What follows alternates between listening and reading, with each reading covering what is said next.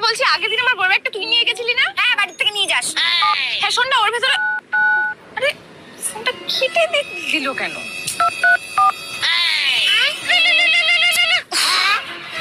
হ্যাঁ বল। আরে শোন আমার কথাটা, ফোনটা কেটে দিচ্ছিস কেন? ওই যে বইয়ের ব্যাগটা ছিল, বইয়ের ব্যাগের ভেতরে একটা পেন্সিল বক্স ছিল না? হ্যাঁ ছিল, আমি বাড়িতে রেখে দিয়েছি।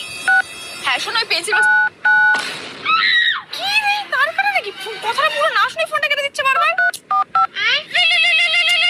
আর হ্যাঁ বল। আরে ইয়ার কি মারছিস তুই? কথাটা পুরো শোন, তারপর তো ফোনটা কাটবি নাকি? আচ্ছা বল, শুনছি। শোন, ওই যে বইয়ের ব্যাগটা ছিল, বইয়ের ব্যাগের ভেতরে যে পেন্সিল বক্সটা ছিল না, ওর মধ্যে টাকা ছিল। হ্যাঁ হ্যাঁ, আচ্ছা আচ্ছা আচ্ছা, আমি রেখে দিয়েছি। হ্যাঁ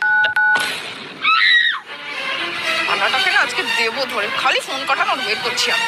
কোথায় মালটা? ওই তো দেয়া পাত্র, কি করি?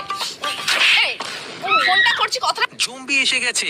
মাত্র 5 সেকেন্ডে সিদ্ধান্ত নাও। মাকে বাঁচাতে চাইলে লাইক করো, বাবাকে বাঁচাতে চাইলে সাবস্ক্রাইব করো, ভাই বোনকে বাঁচাতে চাইলে শেয়ার করো, আর পুরো পরিবারকে বাঁচাতে চাইলে কমেন্টে সেভ অল লিখে লাইক, সাবস্ক্রাইব আর শেয়ার সব একসাথে করো। পুরো বলে তারপর তো কাটবি ফোনটা। কেটে দিচ্ছিস কেন আগেই? আরে ভাই, তুই তো জানিস আমার ফোনে বেশিক্ষণ কথা বলতে ভালো লাগে না। ভালো লাগে না, তাহলে আমি কিচ্ছু জানি না। আমি দূরে যাবো, তোকে ফোন করবো, ফোনটা তুলি, পুরো কথা বলি আমার সাথে। তুই যদি পারিস না, দেখ কি করি। আচ্ছা ঠিক আছে, যা যা, নে নে।